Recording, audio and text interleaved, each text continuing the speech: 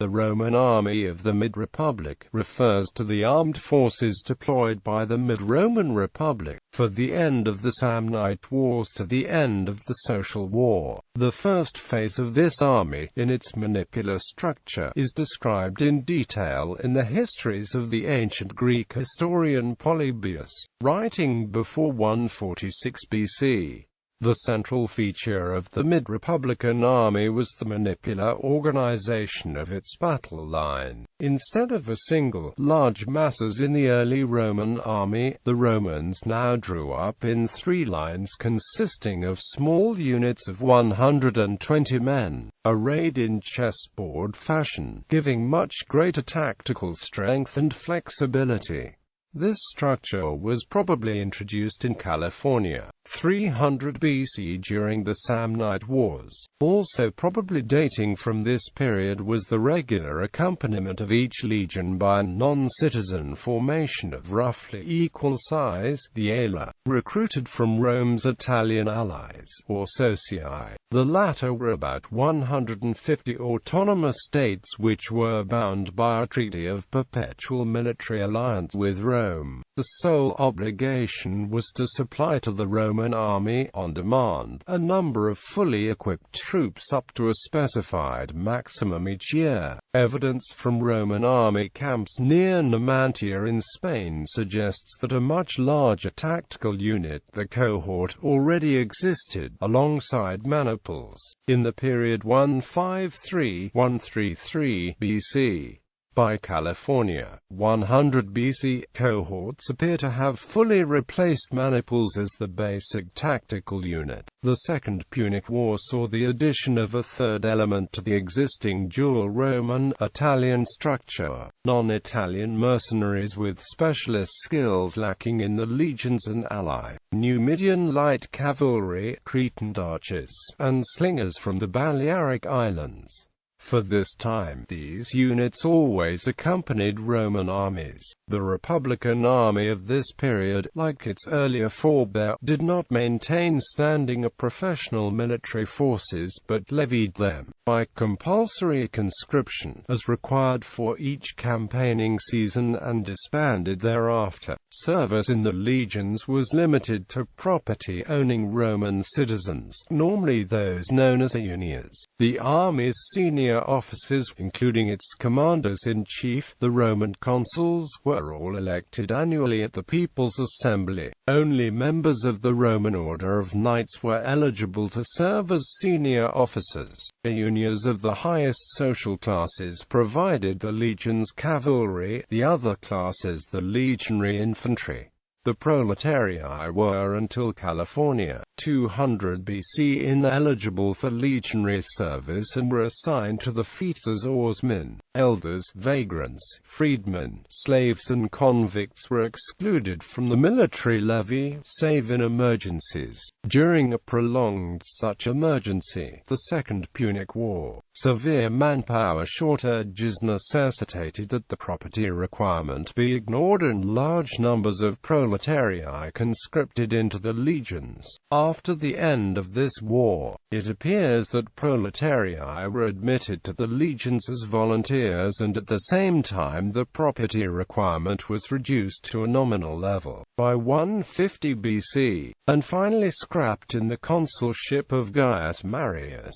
The Legionary Cavalry also changed, probably around 300 BC onwards, from the light, unarmored horse of the early army to a heavy force with metal armor. Contrary to a long-held view, the cavalry of the Mid-Republic was a highly effective force that generally prevailed against strong enemy cavalry forces until it was decisively beaten by the Carthaginian general Hannibal's horsemen during the Second Punic War. This was due to Hannibal's greater operational flexibility owing to his Numidian light cavalry. For the vast majority of the period of its existence, the Polybian levy was at war. This led to great strains on Roman and Italian manpower, but forged a superb fighting machine. During the Second Punic War, fully two-thirds of Roman units were under arms continuously. In the period after the defeat of Carthage in 201 BC, the army was campaigning exclusively outside Italy, resulting in its men being away from the home plots of land for many years at a stretch. They were assuaged by the large amounts of booty that they shared after victories in the rich Eastern theatre. But in Italy, the ever-increasing concentration of public lands in the hands of big landowners, and the consequent displacement of the soldiers' families,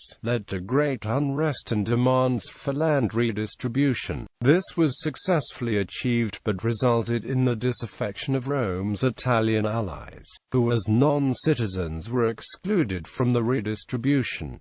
This led to the mass revolt of the Socii and the Social War. The result was the grant of Roman citizenship to all Italians and the end of the Polybian army's dual structure. The Alii were abolished and the Socii recruited into the legions. The Roman army of the late Republic resulted, a transitional phase to the Imperial Roman army. Background: the Roman-Italian military confederacy. The Roman-Italian military alliance had fully evolved by 264 BC and remained for 200 years the basis of Roman military organization. From 338 BC to 88 BC, Roman legions were invariably accompanied on campaign by an equal number of somewhat larger allied units called alii.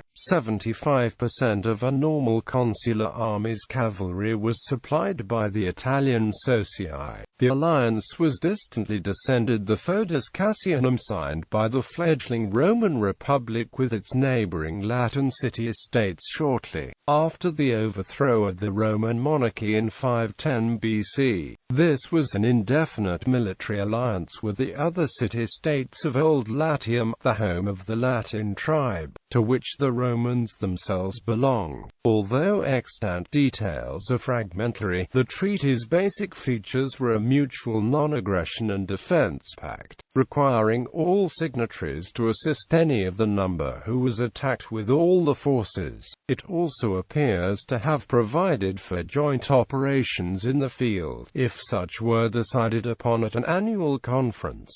Judging by the provision that the Romans and Latins were to share booty on an equal basis, it is likely that the treaty required the Latins to contribute roughly the same number of troops to joint operations as Rome. It appears that command of any joint forces may have alternated between Romans and allies. The motive factor behind the alliance was the threat posed to the cities of Old Latium by the surrounding Italic hill tribes, notably the Volsci and Equi, whose incursions intensified in this period. By 358 BC, however, the hill tribe menace had receded and the Romans repudiated the Foedus.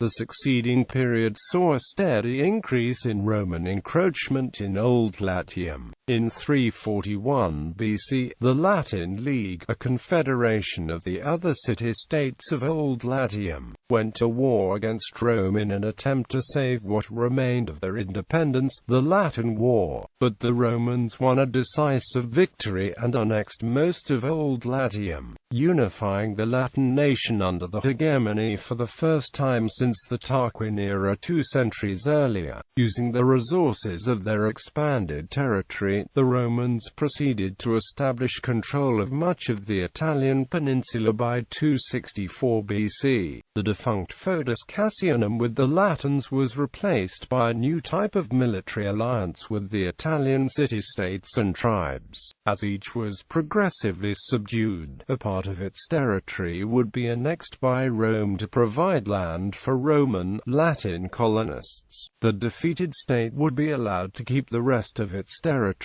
in return for binding itself to Rome with a perpetual treaty of military alliance. Unlike the Latin alliance, which was founded on a basis of equality between Rome and the other Latin city-states, the new system reflected Roman hegemony. Strategy was determined by the Roman Senate alone. Joint forces were always levied, and these were always under Roman command. The system was based on a series of bilateral treaties between Rome and, by 218 BC, about 150 Italian city-states and tribal cantons. These would require the ally to have the same friends and enemies as Rome, effectively prohibiting war against other soci and surrendering foreign policy to Rome. Beyond this, the sole obligation on the ally was to contribute to the Confederate army on demand. A number of fully equipped troops up to a specified maximum each year to serve under Roman command. The obligation on the ally was thus purely military, and not tributary. Little is known about the size of contingent each socius was required to provide, and whether it was proportional to population and/or wealth. The vast majority of socii were required to supply land troops, although most of the coastal cities were socii in avails, whose obligation was to provide either partly or fully crewed warships to the Roman fleet. Despite the loss of territory, independence and heavy military obligations, the system provided substantial benefits for the socii. Most importantly, they were freed from the constant threat of aggression from the neighbors that had persisted in the anarchic centuries prior to the imposition of the Pax Romana. In addition, the Roman alliance protected the Italian peninsula from external invasion, such as the periodic and devastating incursions of Gauls from the Po Valley. Although no longer in control of war and foreign policy, each socius remained otherwise fully autonomous, with its own laws, system of government, coinage and language. Moreover, the military burden was only half that shouldered by Roman citizens, as the latter numbered only about half the population of the socii, but provided around half the total levies. Despite this, Allied troops were allowed to share war booty on a 50-50 basis with Romans. Despite these benefits, some socii rebelled against the alliance whenever the opportunity arose. The best opportunities were provided by the invasions of Italy by the Greek king Pyrrhus in 281–275 BC and by the Carthaginian general Hannibal in 218–203 BC. During the Second Punic War. During these, many socii deserted Rome and joined the invaders, mostly Oscan speakers of southern Italy, notably the Samnite tribes, who were Rome's most implacable enemy. On the other hand, many socii remained loyal, motivated primarily by antagonisms with neighboring rebels. Even after Rome's disaster at the Battle of Cannae, over 50% of the socii did not defect, and Rome's military alliance was ultimately victorious. Expansion of the Roman Republic. The Polybian army's operations during its existence can be divided into three broad phases. The struggle for hegemony over Italy, especially against the Samnite League, the struggle with Carthage for hegemony in the western Mediterranean Sea, and the struggle against the Hellenistic monarchies for control of the eastern Mediterranean. The first phase saw operations confined to the Italian peninsula. The second phase featured operations both in Italy and other regions of the western Mediterranean, Sicily, Sardinia, Spain and North Africa. During final phase, operations were exclusively conducted overseas both in the western and eastern Mediterranean. Army evolution. The early Roman army, from c. 550 to c. 300 BC, is widely believed to have been equipped Greek-style, as hoplite heavy infantry, complemented by light infantry and light cavalry. The hoplites would fight in set-piece battles, as a phalanx, or single, deep line of spearmen. The army was levied from landholding farmers for a single campaigning season each year. It is believed that in the late regal period, the standard levy was a single legion numbering 9,000 men. In the early Republican period, the levy was split equally into two legions of 4,500 men each. The legion's subdivision, for both recruitment and tactical purposes, was the centuria or company, of about 100 men each. Since most fighting in the early period was in the form of small-scale raids and skirmishes, rather than large set-piece battles, it is likely that most encounters were fought by single century acting independently. The grueling contest for Italian hegemony that Rome fought against the Samnite League led to the transformation of the Roman army from a Greek-style phalanx to the Italian-style manipular structure described by Polybius, which was probably copied from their enemies the Samnites. Learning through hard experience its greater flexibility and effectiveness in the mountainous interior of central southern Italy, it appears that the manipular structure was in place during the Punic War. For this time onwards, instead of fielding a single line in battle, the Romans appear to normally have drawn up in three lines of heavy infantry, called hastati, principes and trii. It is presumed that originally all three lines were equipped with the thrusting spear, but with the introduction of the pilum around 250 BC, only the rear rank retained haste.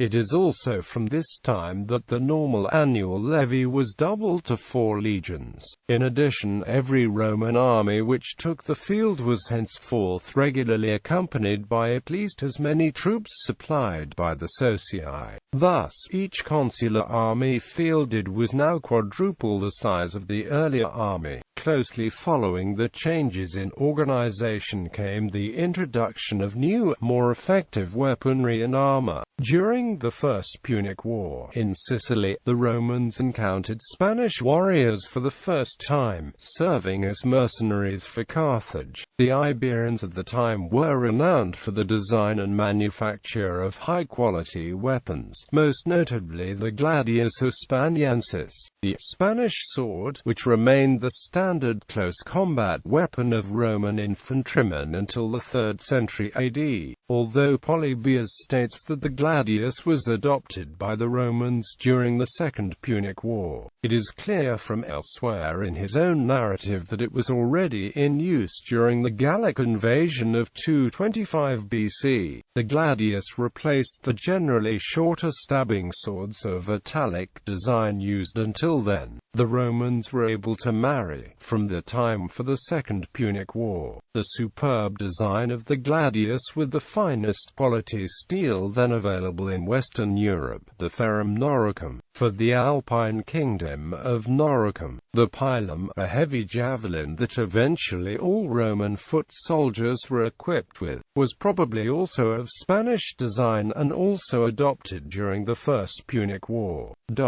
For the front two ranks, the pilum replaced the heavy thrusting spear called the asta, with which all infantrymen were until then equipped. A somewhat later innovation was the introduction of the larica hamata, or chain-mail cuirass, replacing the bronze cuirass worn previously, probably invented by the Celts of Central Europe. Mail was probably not adopted by the Romans before c. 200 BC, most likely after it was encountered during the Roman conquest of Cisalpine Gaul in the period 220–180 BC. By c. 122 BC, the date of the Ahenobarbus monument, it appears from the friezes that mail was standard for all infantrymen. The next milestone in the development of the army was the Second Punic War. Hannibal's victories highlighted the deficiencies of the Roman army, which had evolved to fight wars against similarly equipped forces of competing Italian states. The infantry lacked specialist missile troops such as archers and slingers.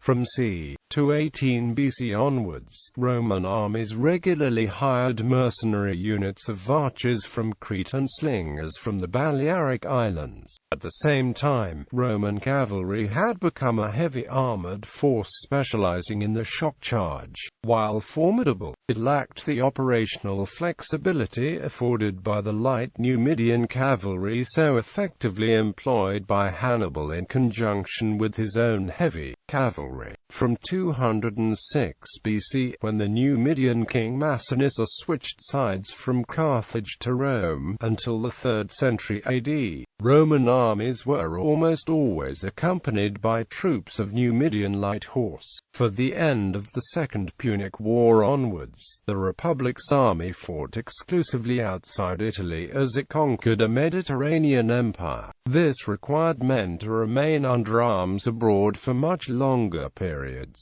which was unpopular with farmer conscripts concerned with the neglect of the plots. The political pressure resulted in the passage of a law that conscripts could not be required to serve for more than 6 years consecutively. To circumvent this, there is evidence that the army in this period recruited ever higher numbers of volunteers for long-term service. The most suitable such recruits were from the ranks of the proletarii, the landless lowest social class, as they had no farms to tend and would be most attracted by the prospect of substantial gain in the form of booty. But the proletarii, despite being the largest social class, were excluded from service in the legions because they did not meet the minimum property threshold. It appears that the property rule was waived for volunteers from this time onwards. This is shown by the career of Spurius Ligustinus, as related by Livy. This quasi-professional soldier volunteered in 200 BC and served a total of 22 years, reaching the rank of a senior centurion. But he owned a tiny plot of just 1 iugam of land, only half the 2 iuga regarded as the equivalent of the minimum property qualification. The consulship of Gaius Marius, or the supposed launch of the so-called Marian reforms of the army. More dated scholars have ascribed to this general many of the changes that had transformed the Republican army by the time of its next extant. Detailed description in the pages of Julius Caesar's Tabello Gallico, namely, admission of proletarii to legionary service, recruitment of large numbers of volunteers, replacement of maniples with cohorts as the main legionary tactical unit, abolition of legionary cavalry. In reality, the sole documented reform by Marius was the establishment of the eagle as the sole animal symbol to be used on the legion's standard. The attribution to Marius of the other changes is purely speculative and probably erroneous also. Marius is credited with recruiting to his legions large numbers of proletarii in violation of the minimum property requirement. As the career of Ligustinus shows, proletarii volunteers were admitted as early as 200 BC, while for conscripts the property threshold had been progressively reduced to a nominal level. According to Livy, the original threshold had been 11,000 asses. Polybius reports that it stood at 400 drachmae in c. 216 BC. In 140 BC, it was reduced to 1,500 asses, by then worth just under 100 drachmae. Marius simply acknowledged the reality that the property requirement had by his time effectively lapsed. Livy mentions cohorts of Italian allies in Spain during the Second Punic War, and it has been argued that the Second Punic War era Roman general Scipio Africanus first introduced this unit in the legions almost a century before Marius's consulship. The most recent analysis of archaeological data on the layout of successive army camps at Numantia in Spain suggests that cohorts were introduced gradually in the period from c. 140 BC, and the process was probably complete by the time Marius was elected consul. Roman cavalry is attested under Marius himself at the Battle of Vercelli. McCall argues that legionary cavalry was probably abolished during the Social War. but even this is uncertain. It is widely believed that Julius Caesar's legions in the Gallic War had no attached cavalry. This is based on an incident in 58 BC when Caesar, who needed a large cavalry escort to meet the German king Ariovistus, ordered his Gallic allied cavalry, whom he did not yet fully trust, to hand the horses to soldiers of the 10th Legion, which was from that time jokingly nicknamed Equestris. However, according to Plutarch, 7,000 cavalry from the flower of Roman Italy served in Pompey's army at the Battle of Pharsalus. Far more significant for the Republican army's development than Marius's career was the Social War, in the aftermath of which all the inhabitants of peninsular Italy were granted Roman citizenship. This spelled the end of the old dual Romans socii structure of the army. The alii were abolished, and all Italians recruited into the legions.